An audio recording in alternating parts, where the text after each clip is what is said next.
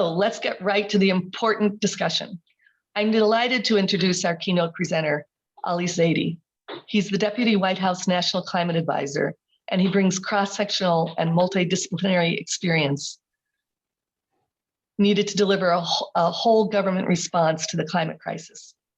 Prior to joining the Biden administration, Mr. Zaidi served as Deputy Secretary to the Governor of New York for Energy and Environment and led New York State's efforts on climate change as Chairman of the Climate Policy and Finance. During the Obama-Biden administration, Mr. Zaidi served as Associate Director for Natural Resources, Energy and Science for the Office of Management and Budget, and as the Deputy Director of Energy Policy for the Domestic Policy Council.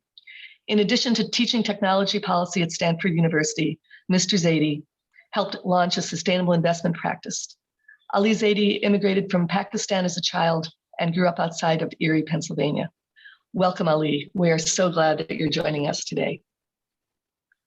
Thank you, and it's really good to be together with all of you. And I had a chance to look at some of what has been put together in this report. I think it's incredibly insightful, and it's something that myself, our team here at the White House, and I expect policymakers all across the federal government and hopefully all around in a bunch of jurisdictions are going to be taking a look and thinking really hard about the opportunities that we have available to us.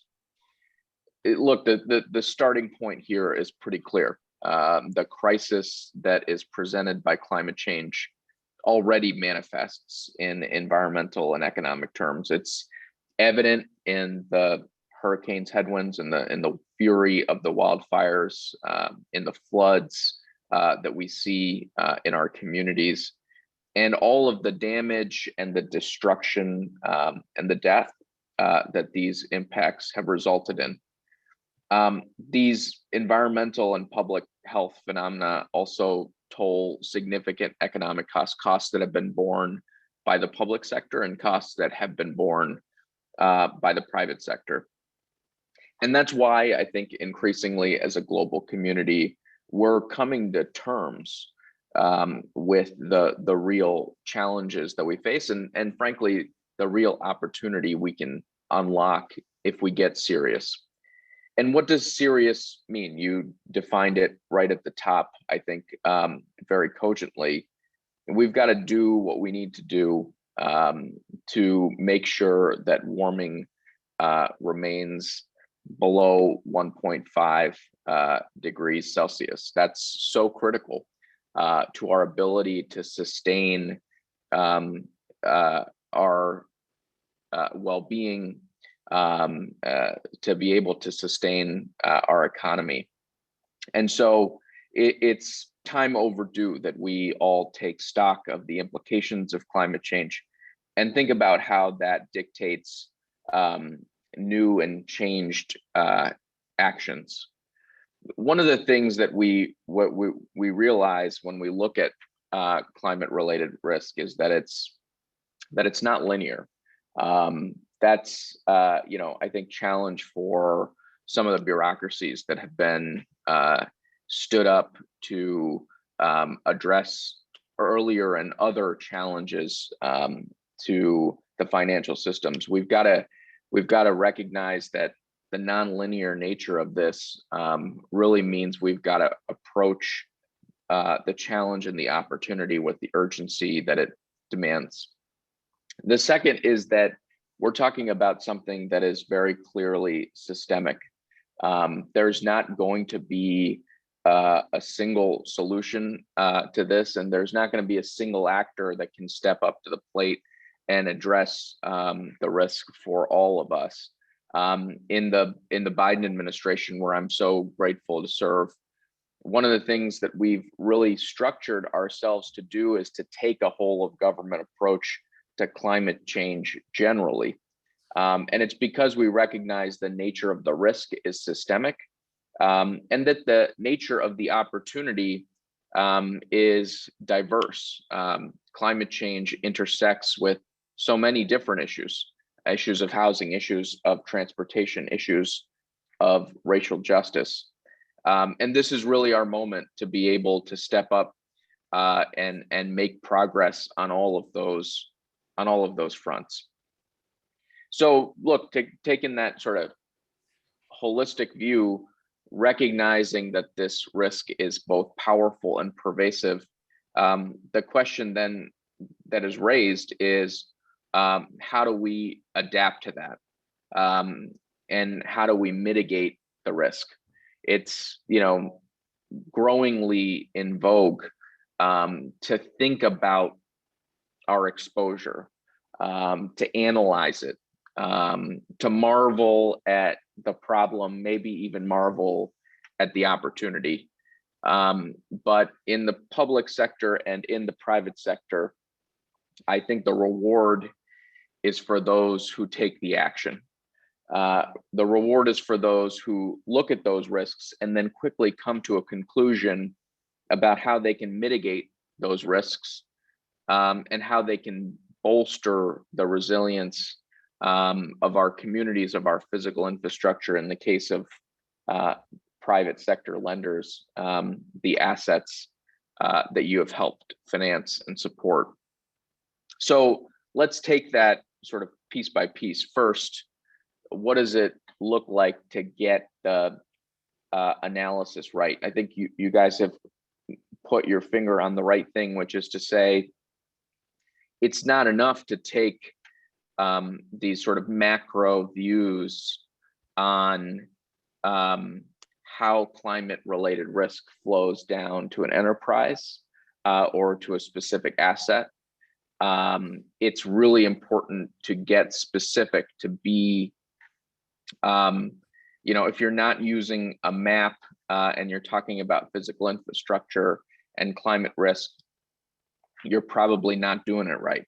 So it's about bolstering the specificity. And as we think about how we do work as a federal government, we think about how to drive that specificity in terms of our understanding, and then in terms of how that informs action. The second is on the mitigation front. We know and increasingly have available to us technologies that are lower cost and easier to scale, that can address the greenhouse gas side of the equation. And we need to get lighter on our feet and quicker in terms of advancing that scaling opportunity. And then in terms of resilience, again, I think we're increasingly seeing growth in our understanding and in the rigor with which we're able to build climate-related considerations into the physical infrastructure. And it's something, as folks who live in the soup of fiduciary responsibilities, it's something that hopefully agitates you every day to think about, how do I take advantage of this growing state of the art? How do I take advantage of the rigor that is now available in terms of resilience? Now, I think it's important to note that over the last decade, really, the voluntary approaches in this space have really taken off. And, I remember when TCFD was sort of just imagination, where, at a time when principles of responsible investing really felt more like something on a whiteboard and less something that impacted decisions in the boardroom. Over the course of a decade, we've really made progress in large part because of voluntary action. But that's not going to be sufficient. There is a very clear role on the regulatory side. There's a very clear role for government, whether it's in making it easier to have the data that's necessary to make smart decisions, or it's to set very clear binding standards. And we've seen that as something that's been explored in different jurisdictions. And it's something that regulators here in the United States have started to make real material progress against. So I know you guys have an amazing panel ahead, and I know it's we're maybe a minute or two behind on the clock, so I want to get into the questions. But let me just say I'm really grateful for the work that you all have put in, for the insights and the recommendations that you have provided, for the action that you've already taken, and the recognition that you're all sort of demonstrating in the way you approach this topic, that, you know, whether it's managing against the downside or it's hustling to capture the upside, this is a game played with the ultimate urgency, the highest stakes, and where the only currency is action.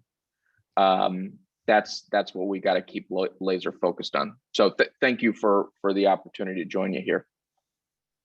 Ali, thank you so much for joining us. We so appreciate it.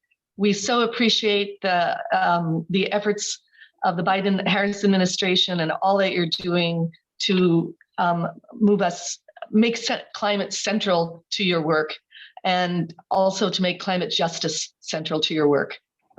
We are deeply grateful, and I absolutely love how you characterize this work, the soup of financial responsibilities. On behalf of everyone here, we thank you, and we will take those responsibilities very, very seriously. Thank you so much.